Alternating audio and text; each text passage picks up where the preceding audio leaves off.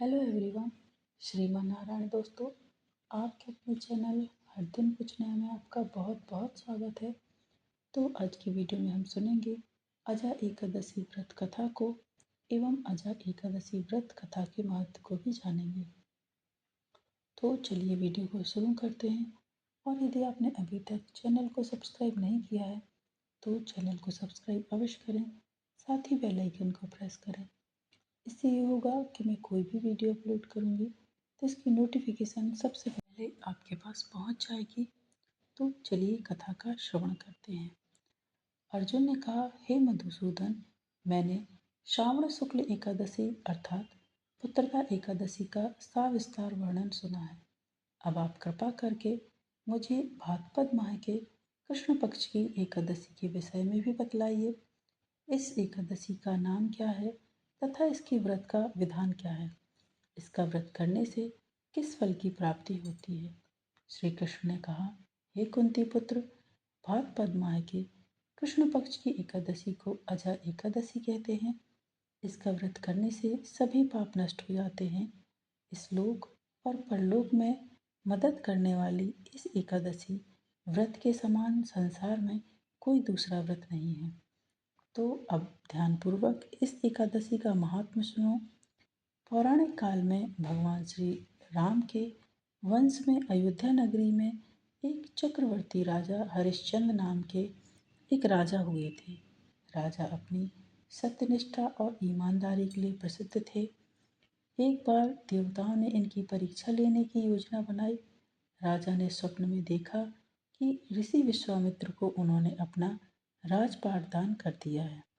सुबह विश्वामित्र वास्तव में उनके द्वार पर आकर कहने लगे, तुमने स्वप्न में मुझे अपना राज्य दान कर दिया।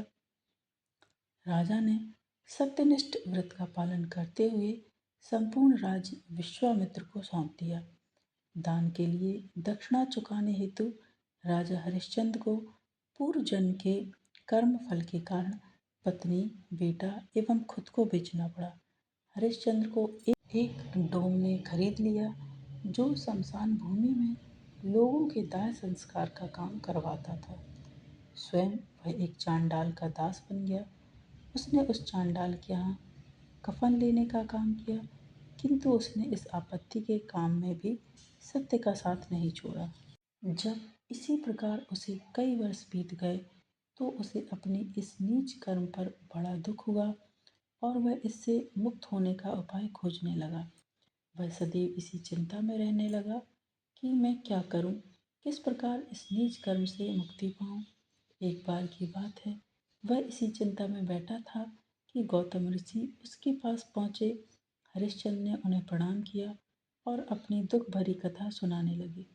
राजा हरिश्चंद्र की दुख भरी कहानी सुनकर महर्षि गौतम भी अत्यंत दुखी हुए और उन्होंने राजा से कहा, हे राजन, भादो माह की कृष्ण पक्ष की एकादशी का नाम अजा एकादशी है। तुम उस एकादशी का विधान पूर्वक व्रत करो तथा रात्रि को जागरण करो। इससे तुम्हारे सभी पाप नष्ट हो जाएंगे। महर्षि गौतम इतना कहकर विलोप हो गए। अजा एकादशी आने पर राजा हरिश्चंद्र ने महर्षि के कहे अनुसार विधान पूर्वक व्रत किया तथा रात्रि जागरण किया। इस व्रत के प्रभाव से राजा के सभी पाप नष्ट हो गए। उस समय स्वर्ग में नगाड़े बजने लगे तथा पुष्पों की वर्षा होने लगी। उन्होंने अपने सामने ब्रह्मा, विष्णु, महेश तथा देवेंद्र आदि देवताओं को खड़ा पाया। उन्होंने अपने मृतक पुत्र को जीवित तथा अपनी पत्नी को राजसी वस्त्र तथा आभूषणों से परिपूर्ण देखा। व्रत के प्रभाव से राजा को पुनः अपने राज्य की प्राप्ति हुई। वास्तव में एक ऋषि ने राजा की परीक्षा लेने के लिए यह सब कौतुक किया था, परंतु अजा एकादशी व्रत के प्रभाव से ऋषि द्वारा रची गई सारी माया समाप्त हो गई और अंत समय में हरिश्चंद्र अपने परिवार सहित स्वर्गलोक को गए। हे राजन, यह सब अजा एकादशी व्रत का प्रभाव था।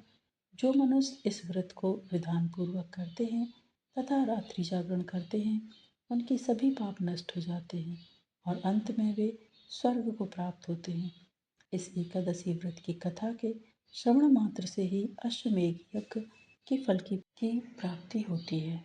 तो ये अजय एकादशी व्रत कथा थी। यदि आपको आज की कथा, आज का वीडियो पसंद आया है दोस्तों, तो वीडियो को लाइक कीजिए, शेयर कीजिए अपने दोस्तों के साथ, अपने परिवारजनों के साथ, ताकि उन तक भी ये वीडियो पहुंचे और वो भी कथा का श्रवण कर सकें एवं अजय एकादशी व्रत के महत्व को जान सकें। आगामी व्रतों एवं त्योहारों की जानकारी के लिए चैनल पर बने रहें। मिलते हैं नेक्स्ट वीडियो में दोस्तों। हर हर महादेव। श्रीमान नारायण।